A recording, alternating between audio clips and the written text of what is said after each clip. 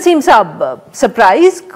खबरें तो ये गर्दिश कर रही थी जिस दिन अख्तर हुसैन साहब का इस्तीफा आया कि एहसन भून साहब रिप्लेस करेंगे उनको। सरप्राइज हमारे लिए इसलिए नहीं था कि जो पाकिस्तान बार या फिर बिलखसूस सुप्रीम कोर्ट बार एसोसिएशन में जो करता धरता है इस ग्रुप के, क्योंकि अगर हम पाकिस्तान बार कौंसिल देखें तो उसमें टोटल 25 मेंबरान हैं और उनमें जो 19 मेंबरान हैं वो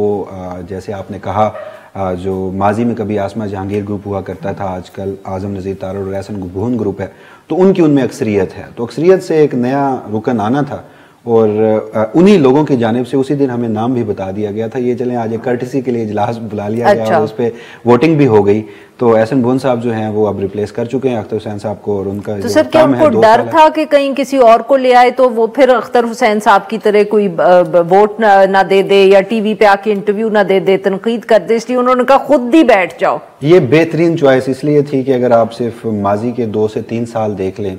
जो एहसन भून साहब हैं, बिलखसूस उनका जो supreme court press bar association के वो सदर भी रह चुके हैं, तो वो बड़ा क्रूशल वक्त था। आपको याद होगा कि उस वक्त वोट ऑफ नो कॉन्फिडेंस और उसमें उस वक्त के चीफ जस्टिस उमर अता बंदयाल का सो मोटो नोटिस लेना, फिर रात को अदालतें खुलवाना, तो उसमें बार बार जब आप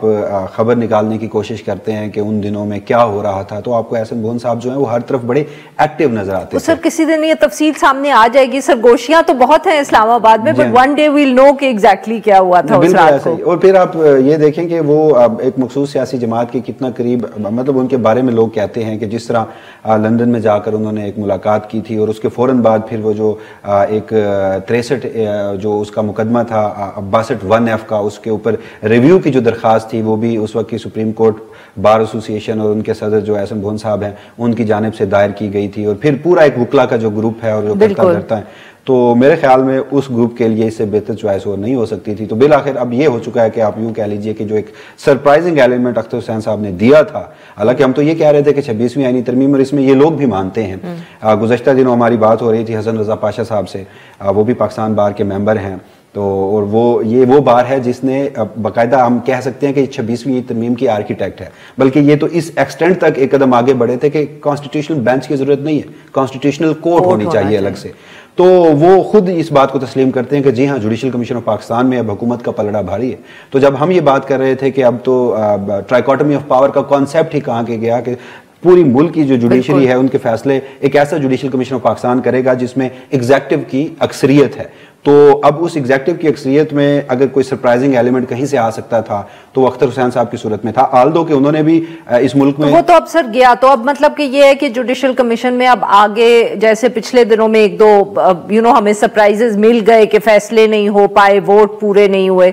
आने वाले दिनों में ऐसा कोई सरप्राइज अब हमें जुडिशल कमीशन की मीटिंग में नहीं मिलेगा। एक सूरत हाल इस तरह से हो सकती थी कि अगर सुप्रीम कोर्ट ऑफ पाकिस्तान के जितने भी जजेस जुडिशल कमीशन ऑफ पाकिस्तान के रुकन है वो इकट्ठे हो जाएं। नहीं, बट वो तो हमें पहले ही पता है ना कि वो नामुमकिन सूरत हाल लगती है। लेकिन अब आप देखेंगे कि अख्तर हुसैन साहब जो यहाँ पर बात की जाती है ना कि उन्होंने इस्तीफा दिया, उनसे इस्तीफा लिया गया है, उसकी वजह बड़ी अहम है। देखिए, जो गुज़श्ता जुडिशल कमीशन ऑफ पाकिस्तान का इजलास हुआ, अख्तर हुसैन साहब मीडिया में भी इसका बड़ा बरमला इजहार कर चुके थे कि जब आपने इस्लामाबाद हाई कोर्ट में 3 जजेस को ट्रांसफर कर दिया और फिर उनकी जो सीनियरिटी का इशू था वो इसको बराह रास्त जोड़ते थे इंडिपेंडेंस ऑफ जुडिशरी से।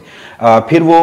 इस्लामाबाद हाई कोर्ट के जो चीफ जस्टिस थे आमिर फारूक, उन्हें सुप्रीम कोर्ट लाने के भी हक में नहीं थे और उन्होंने उस दिन वोट नहीं दिया था और उन्होंने कहा था कि पहले सीनियरिटी का इशू हल होना चाहिए। वो तो फिर जस्टिस याहिया अफरीदी साहब जो हैं उन्होंने फिर आखिरी 7वां वोट दिया और उसकी वजह से आमिर फारूक साहब सुप्रीम कोर्ट में पहुंचे। फिर उससे भी बड़ा इशू एक था कि लाहौर हाई कोर्ट से जजेस लाने थे, जस्टिस अली बाकर नजफी और जस्टिस शुजात अली खान का नाम ज़ेर गौर था, और उस पर जस्टिस जमाल मंदोखेल, जस्टिस याहिया अफरीदी और फिर उनके साथ अख्तर हुसैन साहब, उन्होंने भी साथ दिया। जुडिशल कमीशन के जो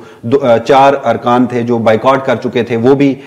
इनके मुखालिफ इन दोनों जजेस के वोट देते। तो इस तरह गवर्नमेंट जो है वो शायद अपनी मर्जी के जजेस जो लाहौर हाई कोर्ट से सुप्रीम कोर्ट लाना मकसूद था उसमें भी नाकाम हुई। तो इस सारी सूरत हाल में ये तब्दीली नागुज़ीर थी जो कि आज कर ली गई है।